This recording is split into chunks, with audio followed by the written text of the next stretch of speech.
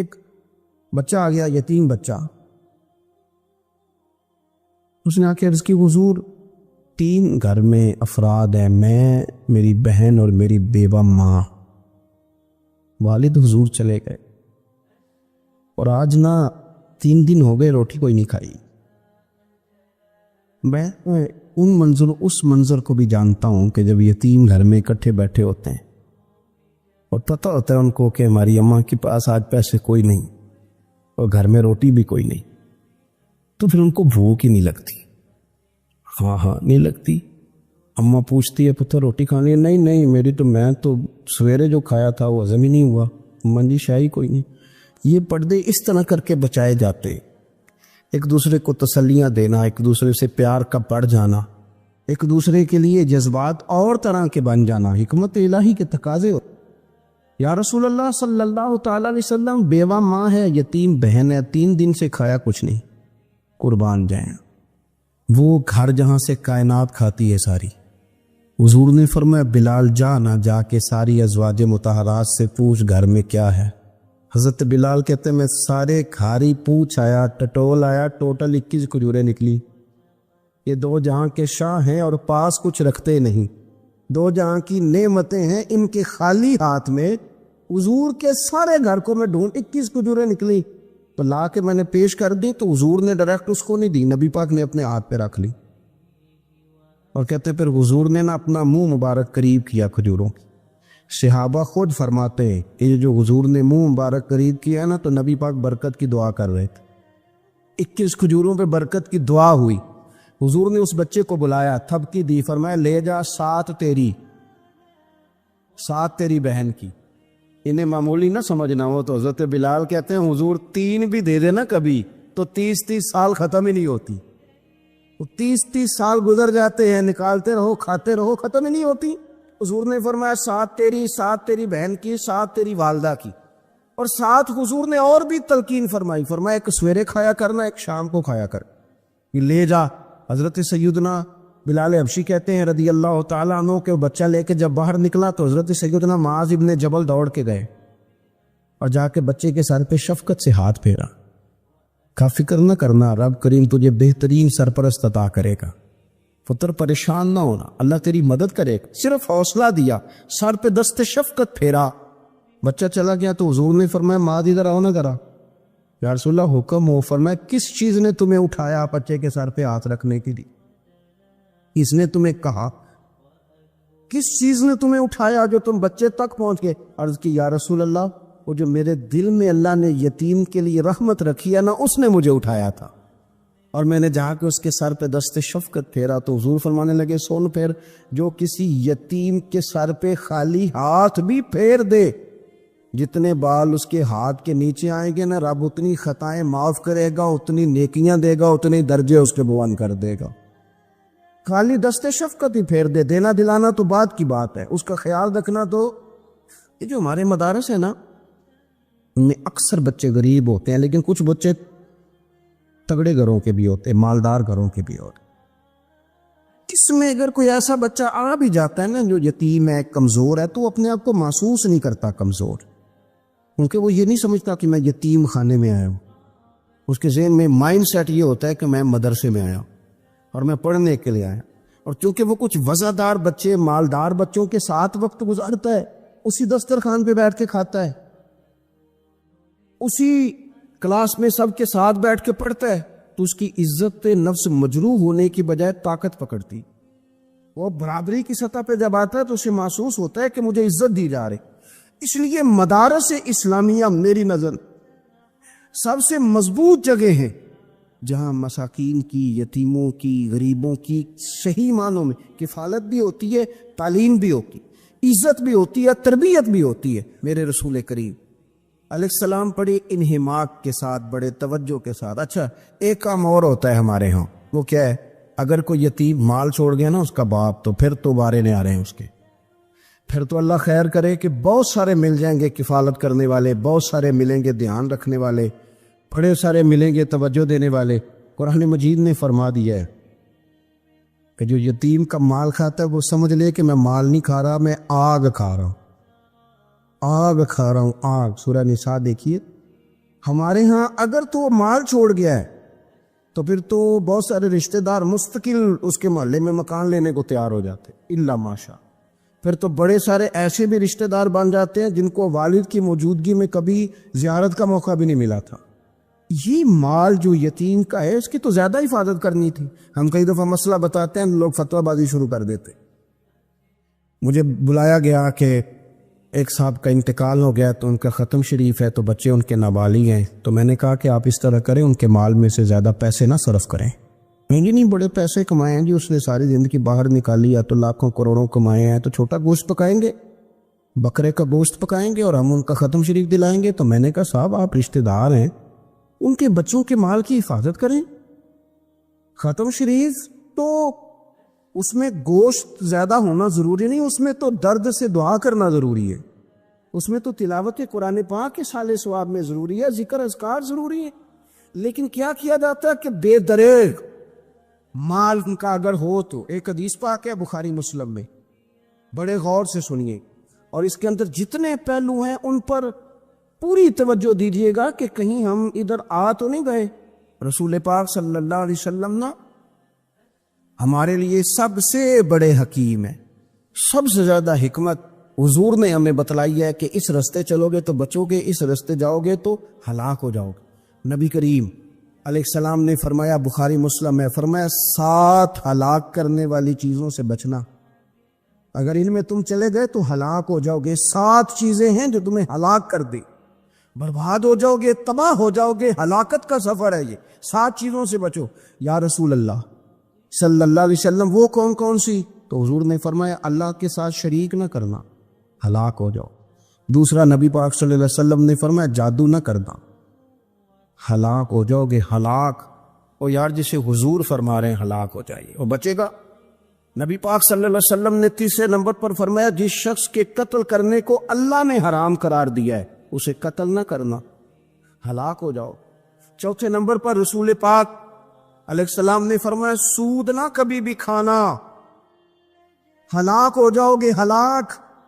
بڑی بڑی دلیلیں نہیں بینک والوں نے، بڑا سمجھایا تو عادی صاحب مان گئے، محترم مان گئے، کہنے لگے نہیں جی نہیں وہ کاروبار میں لگاتے ہیں، بڑے بھولے بالے ہیں ہم، پتہ سارا ہے۔ اور دیکھو سب کاموں کے باوجود مستقل بینکوں میں پیسے اس اکاؤنٹ میں رکھے ہوئے ہیں جہاں سے مستقل سود آتا ہے۔ حضور نے فرمایا نہ کرنا یہ کام۔ تو کہتا میں سود پہ پیسے لے کے کاروبار چمکاؤں گا، تیرے نبی باغ نے تو فرمایا تو ہلاک ہو جائے گا۔ تو کہتا میں مل لگاؤں گا، حضور نے تو فرمایا ہلاکت ہے۔ تو کہتا ہے میں بڑا کچھ کر جاؤں گا تو ہلاکت ہے۔ اچھی طرح سمجھ لیں، اصل مال بھی ضائع ہو جاتا ہے اس بندے کا جو سود کا مال ملا لیتا ہے، اصل برکت بھی اڑ جاتی۔ اور میرے نبی پاک صلی اللہ علیہ وسلم نے 5ویں نمبر پہ فرمایا یتیم کا مال نہ کھانا، ہلاک ہو جاؤ گے، نہ کھانا ان کا مال، یہ کروڑوں ہو، اربوں ہو یا 10 روپے ہو، یتیم کا پیسہ نہ کھا جانا، ہلاک ہو جاؤ گے، ہلاکت تمہیں آ لے گی۔ اور پھر 6 نمبر پر نبی پاک علیہ السلام نے فرمایا کفر سے جہاد ہو رہا ہو تو کبھی پیٹ پھیر کے بھاگنا نہ، ہلاک ہو جاؤ گے۔ اور 7ویں نمبر پر اللہ کے رسول نے فرمایا بے قصور اور بے گناہ عورت پر تہمت نہ لگا، بلا وجہ بہو کے کھاتے نہ کچھ ڈال دے، بلا وجہ بھابھی اور بیوی اور کسی بھی خاتون پر کوئی الزام بے قصور عورت پر بہتان نہ لگانا۔ مار مار کے ایک شخص نے بحال کر دیا بیوی کو اور بعد میں پتا چلا کہ جی مجھے شک ہے تعویذ کراتی ہے۔ کیا آپ کی سوچ ہے؟ مسلمان اللہ کو ماننے والا اور اس باتوں پر الزام لگائے گا تعویذ کرا کے لاتی بے قصور عورت پر بہتان؟ ایک تو بات ہے اسے مارنا اور ایک یہ ہے کہ کوئی تکلیف دینا، اور ایک خالی اتنی بات کی کہ بہتان بھی نہ لگانا، اس پر الزام نہ لگانا، یعنی تم نے صرف بے قصور عورت پر الزام ہی لگایا تو حضور فرماتے ہیں ہلاک ہو جاؤ۔ یہ ہلاکت والا کام ہے، لیکن ہم بغیر سوچے سمجھے کہہ دیتے ہیں اس نے کہا ہے، اس نے کیا ہے، یہ کرتی ہے، یہ کام نہیں کرے۔ یہ 7 وہ چیزیں ہیں جو ہلاک کر دیں گی۔ نبی پاک صلی اللہ تعالیٰ علیہ وآلہ وسلم فرماتے ہیں میں نا جنت کا دروازہ کھولوں گا تو ایک عورت کو نا میں سبقت لے جاتے ہوئے دیکھوں گا، یعنی وہ جلدی سے جنت میں داخل ہو رہی۔ یا بعض شارحین کہتے ہیں کہ حضور داخل ہوتے ہی سب سے پہلے اس کا چہرہ دیکھے، حضور فرمائیں گے تو پہلے ہی آ گئی، بی بی جنت میں، حضور نے دروازہ کھولا تو جلدی سے نظر آئی، تو پہلے آ گئی۔ سب نے لکھا ہے کہ اس عورت کی شان یہ ہے کہ سب سے پہلے جنت میں گئی۔ میں نے حدیث پڑھی تو میں نے نیچے حاشیے میں لکھا، میں نے کہا میرا خیال یہ ہے کہ اس کی زیادہ شان یہ ہے کہ جنت میں اس کی سب سے پہلی ملاقات مدینے والے محبوب سے ہو گئی۔ یہ دیکھو کتنی بڑی شان۔ حضور فرمانے لگے تو کیسے پہلے آ گئی، کون ہے تو؟ وہ کہنے لگی حضور میں بیوہ ہوں، میرے بچے یتیم تھے، میں نے ان کی خاطر نہ بیٹھی رہی، میں نے نکاح نہیں کیا، میں نے ان یتیموں کی پرورش کی، بیوہ بن کے زندگی گزار دی، ان یتیموں کے لیے بیٹھی رہی۔ اس کو جائز ہے، یہ کر سکتی تھی، لیکن اس نے سوچا کہ میں ان کی نگہبانی یتیموں کے لیے بیٹھی رہی۔ آج شان یہ ہے کہ مدینے والے کے لیے جب دروازہ کھلا ہے تو اس بی بی کو بھی رب کریم نے فوراً ہی جنت عطا فرما دی۔ یہ سب سے پہلے گئی۔ میں نے دیکھی ہیں ایسی عورتیں 23 سال میں بیوہ ہوئی پر عمر بچوں کے نام کر، اسے پتہ تھا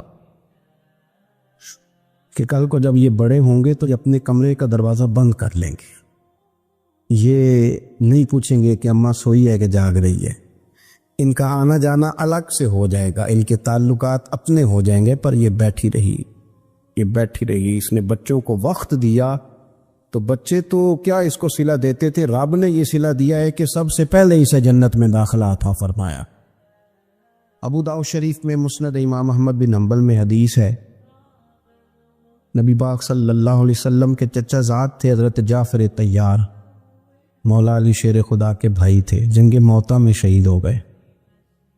وہاں سے کوئی خبر لے کے نہیں آیا، لیکن رب خبریں دیتا ہے نا اپنے حبیب۔ اللہ غیب کے خزانوں کی کنجیاں دیتا ہے اپنے محبوب کو۔ نبی کریم صلی اللہ تعالی علیہ وسلم نا ان کے گھر گئے، ان کی زوجہ کا نام اسماء بنت امیس تھا۔ حضور نے فرمایا اسماء میرے بھتیجوں کو میرے پاس لاؤ، محمد بن جعفر اور عبداللہ بن جعفر رضی اللہ تعالیٰ عنہ۔ بچے قریب آئے، حضور کو پتہ ان کے والد شہید ہو گئے۔ نبی پاک نے اپنی ناک مبارک ان کے رخساروں پہ رکھے، پھر حضور نے ان کا ماتھا چوما، پھر نبی پاک صلی اللہ علیہ وسلم نے سینے سے لگایا، فرمایا حجام کو بلاؤ نا ذرا، ان کے بال تراشے کتنی بڑے ہو گئے حجامت ہونے کو۔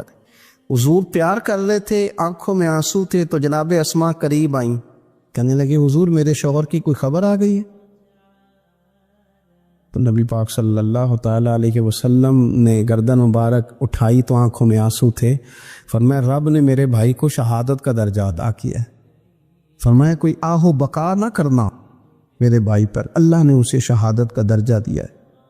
حضرت جعفر طیار کے گھر والوں کے لیے حضور نے صحابہ کو حکم دیا کہ یہ غم میں ہیں، ان کے لیے کھانے پکا کے لاؤ۔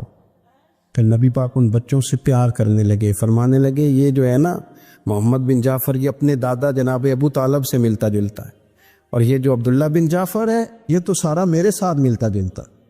نبی پاک صلی اللہ علیہ وسلم پیار کرتے، باتیں کرتے، حضرت اسماء رونے لگی۔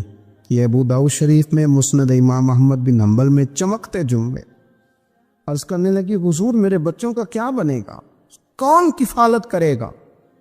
قربان جائے رسول پاک صلی اللہ علیہ وسلم کے کیا جملے، یتیموں کے لیے حضور کا نوازنے کا کیا انداز ہے۔ فرمایا اسماء تو فکر نہ کر، انا ولیہم فی الدنیا والآخرہ، فرمایا میں دنیا میں بھی ان کا وارث بنوں گا، قیامت کے دن بھی ان کا وارث بنوں گا۔ قرآن مجید فرقان حمید ارشاد فرماتا ہے کہ وَذَرُوا ظَاهِرَ الْإِثْمِ وَبَاطِنَهُ، ظاہری گناہ بھی چھوڑ دو اور باطنی گناہ بھی چھوڑ دو۔ صاحب تفسیر ساوی اس کی تفسیر کرتے ہوئے فرماتے ہیں کہ ظاہری گناہ تو انسان کے یہ ہے نا، جیسے معاذ اللہ کسی نے قتل کر دیا، ڈاکہ ڈال دیا، بددیانتی کر لی، خیانت کر لی، اور باطنی گناہ یہ ہے کہ اس نے حسد کیا، تکبر کیا، بغض رکھا، بدگمانی کی، برا سوچا، اپنے دل کے اندر اس نے کینہ پروری کی۔ یہ سب وہ باطنی گناہ ہے جو انسان کے دل کو بگاڑ دیتے ہیں، اس کے باطن کو میلا کچیلا گدلا کر دیتے ہیں۔ انتہائی خوبصورت، نفیس، پڑھے لکھے، صاف ستھرے، سمجھدار، اچھے گھرانے کے لوگوں کو یہ باطنی گناہ اس طرح کا بنا دیتے ہیں کہ وہ ایک خود غرض انسان بن جاتا ہے، اس کا رویہ انسانوں کے حق میں انتہائی بد اخلاقی کا ہو جاتا ہے۔ یہ جو باطنی گناہ ہے، یہ جو باطن کے میل کچیل ہیں، حضرت سیدنا امام غزالی رحمۃ اللہ علیہ فرمایا کرتے تھے ظاہری اعمال کا باطنی اوصاف کے ساتھ خاص تعلق ہے۔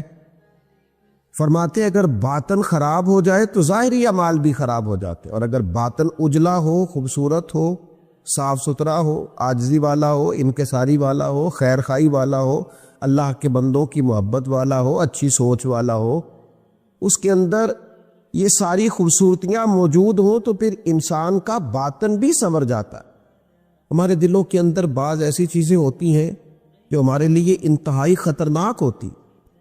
حسد کا سادہ معنی جو ہمارے ہاں کیا جاتا ہے وہ جلنا ہے۔ تو مجھے بتائیے جو آدمی جل رہا ہوگا وہ سکون کیسے پائے گا؟ بغض کا معنی دل پر کسی کے لیے بوجھ رکھنا بھی کیا جاتا ہے۔ تو جب اپنے دل میں کسی کے لیے بوجھ رکھا جائے گا، تکلیف محسوس کی جائے گی، تو کیا انسان قرار پائے گا؟ تکبر کا معنی یہ ہے کہ آپ نے اپنے آپ کو بڑا جانا، کسی کو چھوٹا اور حقیر سمجھا۔ تو جب ہر وقت آپ اپنی بڑائی ہی کے چکر میں پڑے رہیں گے تو کیا دل کو قرار آئے گا؟ تو یہ وہ باطنی اور روحانی مسائل ہیں جو سامنے والے کا تو شاید کچھ نہیں بگاڑتے، لیکن اپنے آپ کو وہ تکلیف میں، اذیت میں، پریشانی میں مبتلا کر دیتے۔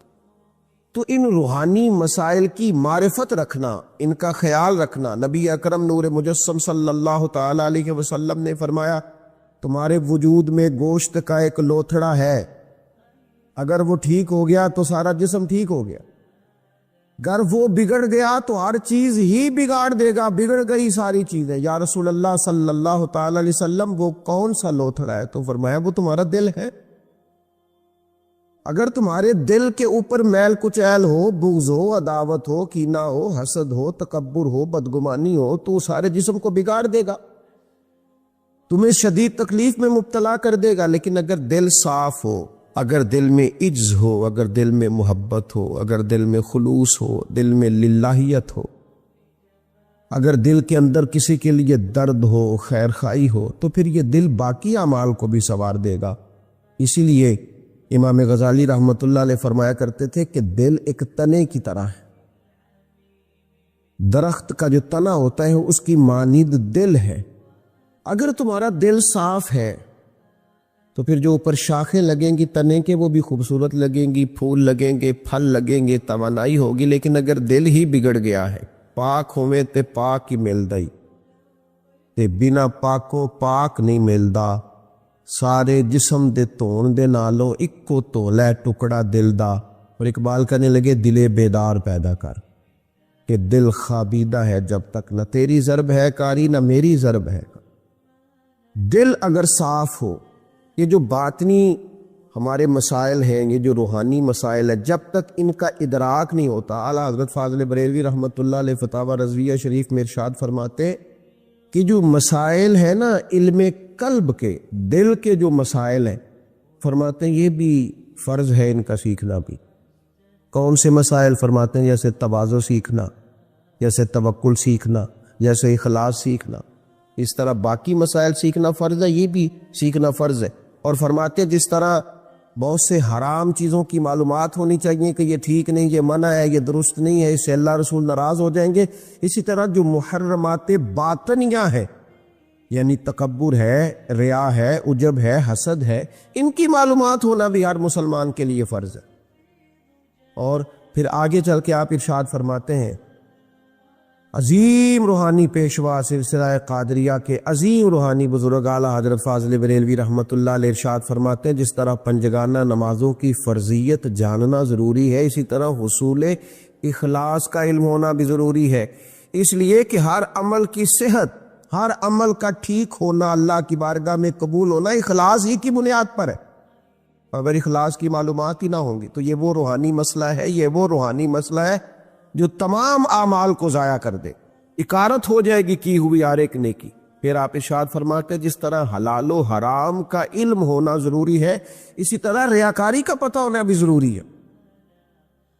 فرماتے ہیں بڑے بڑے عابد ہیں، بڑی بڑی بہترین عبادت ہے، پر اپنے دکھاوے کی وجہ سے، ریاکاری کی وجہ سے اس عبادت کو ضائع کر لیتے ہیں۔ اعلیٰ حضرت فاضل بریلوی رحمۃ اللہ علیہ فرماتے ہیں جس طرح ظاہری اعمال ان کے فرائض سنن واجبات کا جاننا ضروری ہے۔ اسی طرح انسان کے لیے خود بینی اور حسد کے مسائل کا جاننا بھی ضروری ہے، اس لیے کہ حسد تو اعمال کو کھا جاتا ہے جس طرح لکڑیاں کھا جاتی۔ یہ جو روحانی مسائل ہیں، یہ جو اندر پنپ رہے ہوتے ہیں، امام غزالی رحمۃ اللہ علیہ فرماتے ہیں اس میں تخصیص نہیں کہ یہ تکبر، حسد، بغض، عداوت صرف جہلاء میں ہوتا ہے، کہتے ہیں یہ پڑھے لکھے لوگوں میں بھی ہوتا ہے۔ اس میں تخصیص نہیں کہ یہ صرف غریبوں میں ہوتا ہے، یہ امیروں میں بھی ہوتا ہے، یہ صرف نادانوں میں نہیں ہوتا، سمجھدار لوگوں میں بھی ہوتا ہے۔ ان اعمال کا جاننا، ان کا حساب کرنا، یہ بڑا روحانی موسم ہے رمضان المبارک کا۔ اس مقدس موسم کے اندر جہاں ہم اپنے ظاہری اعمال پر توجہ دیں گے، جس طرح ہم اپنے نماز کو ٹھیک کریں گے، وضو کو ٹھیک کریں گے، جس طرح زکوٰۃ ادا کی جائے گی، اسی طرح روزہ ایک باطنی عمل ہے جو اللہ اور بندے کے درمیان راز ہے۔ تو روزے کے باطنی عمل کے ساتھ ساتھ ہم اپنے باقی اعمال پر بھی توجہ کریں کہ ہمارا دل کہیں حسد کا شکار تو نہیں، بغض کا شکار تو نہیں، عداوت کا شکار تو نہیں، بدگمانی کا شکار تو نہیں، عجب کا شکار تو نہیں۔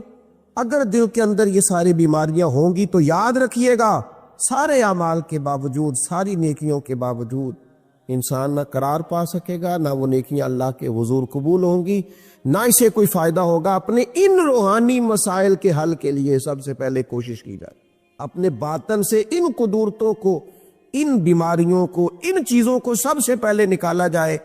اگر دل صاف ہو جائے، دل پاک ہو جائے، دل طہارت والا ہو جائے، دل عاجزی والا ہو جائے، دل درگزر والا ہو جائے، دل خلوص والا ہو جائے، للہیت والا ہو جائے، دل اللہ کی محبت والا ہو جائے، رسول اللہ کی غلامی والا ہو جائے، تو پھر دل دریا سمندروں ڈونگے کون دلاں دیا جانے، 14 طبق ساڈے دلے دے اندر اسی تمبو وانگو تانے۔ اور پھر تو کیفیت یہ ہو جاتی ہے کہ ہم نے دل میں سجا رکھی ہے تصویر یار۔ جب یہ ساری بیماریاں نکل گئیں، اب ہم نے دل میں سجا رکھی ہے تصویر یار، بس ذرا گردن جھکائی، دیکھ لی۔ فرماتے ہیں کہ میں مزدور لینے گیا، بغداد کے چوک میں مزدور بیٹھے ہوتے تھے، میری ان مزدوروں میں سے ایک نوجوان بچے پہ نظر پڑی۔ بڑا کمزور سا وجود تھا لیکن چہرے پر عبادت کا نشان تھا، ماتھا بتاتا تھا کہ نماز کا بڑا خیال رکھتا ہے۔ میں اس کے قریب گیا، چہرے بھی بڑا کچھ بتاتے ہیں نا، چہروں میں بھی بڑی رانائی ہوتی۔ فرماتے ہیں میں قریب گیا، میں نے اس کو کہا بیٹے مزدوری کرو گے؟ تو کہنے لگا مزدوروں میں بیٹھا ہوں تو حضور مزدوری کے لیے ہی تو بیٹھا ہوں۔ تو میں نے کہا کہ چلو پھر، کہنے لگا نہیں میری کچھ شرطیں۔ میں نے کہا بتاؤ؟ کہنے لگا پہلی شرط یہ ہے کہ لوگ 4 دینار دیہڑی لیتے ہیں، میں 3 دینار لوں گا۔ میں نے کہا یار تو بڑی بہترین ہے، باقی بھی اس طرح کی رکھ لے۔ اس نے کہا حضور دوسری شرط یہ ہے کہ میں آپ کی مکمل بات مانوں گا لیکن جب اذان ہو جائے گی پھر آپ کی نہیں سنوں گا۔ تیسری بات اس نے یہ کی کہ حضور میں آپ کے گھر میں کام کروں گا پر آپ کی کسی سوال کا جواب نہیں دوں گا۔ میں نے کہا یار تو بڑا عجیب ہے، شرطیں تو مالکوں کی ہوتی ہیں۔ کہنے لگا جی بہرحال میں شرطیں لگا کے جاتا ہوں۔ فرماتے ہیں میں اسے گھر لے آیا، کام میں نے اس کو بتایا تو جو کام مزدور سارے دن میں کرتا ہے نا اس نے 2 گھنٹے میں کر دیا۔ ہمارے مزدور سگریٹ پینے میں بھی تو آدھا گھنٹہ لگاتے ہیں، وہ چائے پینے جائیں تو پونا گھنٹہ وہاں۔ ان کو بھی تو دیانتداری کرنی چاہیے کہ نہیں کرنی چاہیے؟ معاہدہ کیا ہے نا جی تو پورا اترنا چاہیے نا۔ کہتے 2 گھنٹے میں۔ اب کام جب بندہ شروع کراتا ہے تو کام اور نکل آتا ہے۔ کہتے کام میں نے اس کو اور بتا دیا، وہ کرنے لگا۔ اس نے مٹی نکال کے رکھی تھی باہر رستے میں، تو اذان ہو گئی زور کی، اس نے وہیں کدال چھوڑی کئی اور چلنے لگا۔ تو میرا بیٹا کہنے لگا اس کو ذرا برابر کر دو۔ کہنے لگے چپ کر جا، تیرے باپ سے بات ہوئی تھی، جب اذان ہوتی ہے تو میں کسی اور کی نہیں سنتا، صرف اللہ رسول کی سنتا ہوں۔ کہتے مسجد چلا کے نماز پڑھ کے آئے تو دوپہر کا وقت تھا۔ میری بیوی کہنے لگی اس کو کھانا کھا لے۔ کہتے ہم نے کہا کھانا کھا لو، تو کہنے لگا میں نے روزہ رکھا ہو، رمضان بھی نہیں تھا، نفلی روزہ رکھا۔ فرماتے ہیں شام ہوئی، میں نے 3 دینار دیے تو میں نے کہا تیرا نام کیا ہے؟ کہنے لگا میں نے آپ سے کہا تھا میں کسی سوال کا جواب نہیں دوں گا۔ تو وہ چلا گیا. اگلے دن میں پھر لینے گیا اسے, کام کچھ اور نکل آئے, تو لوگوں نے بتایا وہ صرف ہفتے والے دن آتا ہے. میں نے کہا کیوں؟ کہنے لگے جی وہ کہتا ہے میرا ہفتے کا خرچہ 3 دینار ہے, جب 3 دینار کما لیتا ہوں تو باقی سارا ٹائم اللہ رسول کی ذکر میں گزار دیا کرتا ہوں. فرماتے ہیں جی اگلے ہفتے میں پھر لینے گیا, میں نے پورا ہفتہ انتظار کیا کہ کام اسی سے کرانا ہے. میں جب گیا تو میں نے کہا چلو, کہنے لگا میری شرطیں یاد ہے نا؟ اور میں نے کہا یاد ہے بھائی, ساتھ چل. فرماتے کام کرایا, 2-3 ہفتے وہ آتا رہا. ایک ہفتے میں گیا تو لوگوں نے کہا حضور آج نہیں آیا. کیوں؟ کہنے لگے بیمار ہو گئے. کہاں گھر ہے؟ کہنے لگے بغداد کے قبرستان کے پیچھے جو کچی آبادی ہے اس میں رہتا ہے. فرماتے میں گیا, دروازے پہ دستک دی تو کہنے لگا حضور آپ ہیں؟ دروازہ کھلا ہے, آ جائیے. فرماتے میں اندر گیا تو میں نے کہا تمہیں کیسے پتا چلا میں آیا ہوں؟ کہنے لگا حضور اللہ والے ہو, آپ نہیں آنا تھا, ورنہ امیر تو غریبوں کا پتہ لینے کوئی نہیں آتے. کہتے میں قریب گیا تو کہنے لگا میں آپ کا انتظار کر رہا تھا, تیز بخار ہے, تپ رہا. جیب سے کچھ پیسے نکالے, کہنے لگا یہ پیسے رکھنے. ایک انگوٹھی نکالی, کہنے لگا حضور آج رات کو میرا انتقال ہو جائے گا, ان پیسوں کا کفن خرید کے صبح جنازہ پڑھ کے مجھے دفن کر دینا, اور جب دفن کرو تو یہ انگوٹھی لے کے عصر کے بعد ہارون رشید کے پاس جانا. آپ اسے کہنا میں نے ملنا ہے, پر وہ آپ کو ٹائم نہیں دے گا. آپ اس کو آواز دیجیے گا کہ تیری ایک امانت ہے میرے پاس. پھر وہ آپ سے ملے گا تو انگوٹھی دے دیں, پھر آپ میری طرف سے فارغ ہیں. حضرت فرمانے لگے تیرا نام؟ اور کہنے لگا حضور وقت تھوڑا ہے, آج رات میں نے جانا ہے, بڑی لمبی معافی مانگنی ہے رب کریم سے, اگر مناسب سمجھے تو مجھے اپنے رب سے تنہائی کر لیں بھی. فرماتے میں آ گیا, پر اس کی باتوں نے مجھے ساری رات سونے نہیں دیا. فرماتے صبح بڑی مشکل سے سورج نکلا, میں گیا دروازے پہ ہاتھ رکھا تو دروازہ کھلا ہوا تھا. اندر داخل ہوا تو خوشبوئیں میرا استقبال کر رہی تھی. جب چہرے سے کپڑا ہٹایا تو اس کا تو انتقال ہو چکا, ایسے جیسے کسی کا دیدار کر کے سوئے. کہتے میں تو 2 آدمی لے گیا تھا جنازے پہ, پر پتہ نہیں دنیا کدھر کدھر سے آئی, کہاں سے. اکھاں جدو میٹیاں زمانہ مینو روے گا, اپنا تے اپنا بیگانہ مینو روے گا. فرماتے میں تو 2 بندے لے گیا تھا, پر پتہ نہیں مخلوق کہاں سے آئی. جنازہ پڑا, دفن کیا. ہارون رشید کے پاس میں عصر کے بعد گیا, میں نے بلانا چاہا پر بادشاہ تھا, میری طرف دیکھا ہی نہیں. میں نے اس کو کہا تیری ایک امانت میرے پاس ہے. فرماتے ہیں مجھے کونے پہ لے گیا, کیا بات ہے؟ کمرے میں بلایا, میں نے انگوٹھی دی. ہارون رشید تو چیخے مارنے لگا, کہنے لگا انگوٹھی والا کہاں ہے؟ میں نے کہا وہ تو انتقال کر گیا. کہنے لگا مجھے قبر پہ لے جا. کہتے میں قبر پہ لایا تو وہ لیٹ گیا, تڑپ کے رونے لگا. میں نے کہا میرا کلیجہ پھٹ جائے گا, نہ اس نے کچھ بتایا نہ تو نے بتایا, یہ کون تھا؟ ہارون رشید کہنے لگا یہ میرا بیٹا تھا. میں نے کہا تیرا بیٹا اور مزدور؟ کہنے لگا حضور یہ حضرت داؤد تائی کے پاس بیٹھا کرتا تھا,